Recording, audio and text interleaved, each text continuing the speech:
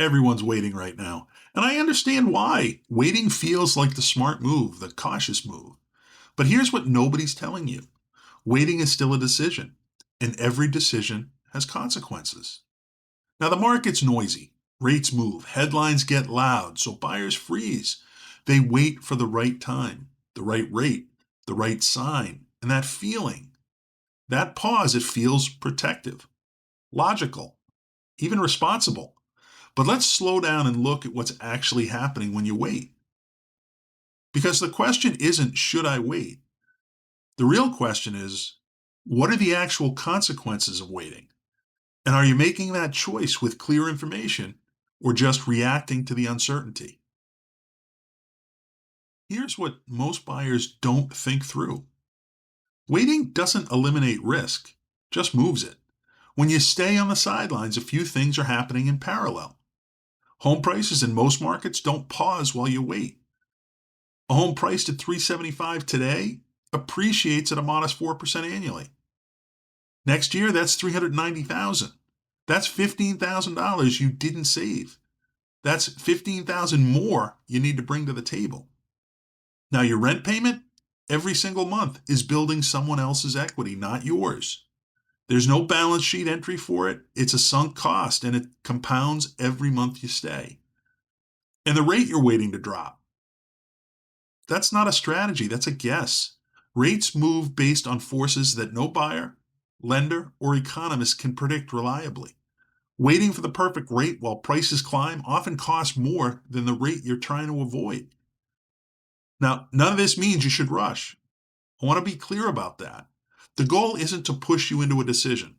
The goal is to make sure you're making a conscious one with your actual numbers in front of you, not just a feeling about the market.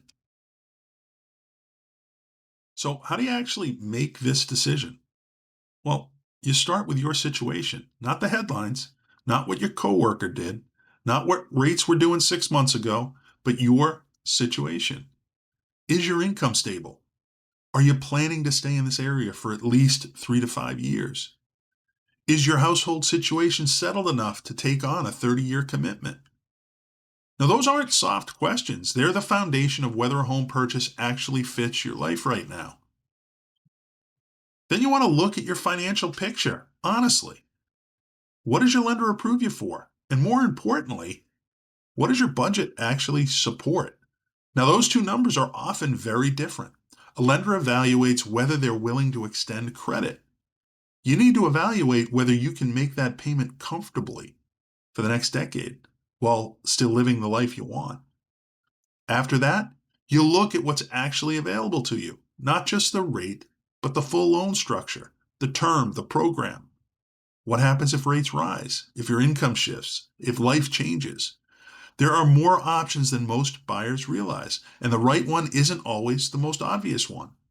And then, and this is the part most people skip, you look at the real consequences of both paths. What does buying now actually deliver over the next 5 to 10 years? And what does building a stronger position first make possible? Because sometimes waiting is the right call, not because of the market, but because your specific situation would genuinely benefit from another 12 months of preparation. Here's where I land on this. If your situation is stable, your numbers work, and your structure is solid, I'd rather help you make a clear decision than a comfortable one. Now, a comfortable decision means staying frozen because the market feels uncertain. A clear decision means understanding what you're choosing and why you're choosing it. You decide when it makes sense. Now, that's not something I can answer for you, and honestly, anyone who tries to answer it without knowing your situation isn't giving you real guidance. What I can do is help you get clear on your actual numbers so that when you make the call to buy or to build towards buying, you make it with confidence and not guesswork. If you want to work through your specific situation, the link below gets you started. No pitch, no pressure, just a conversation.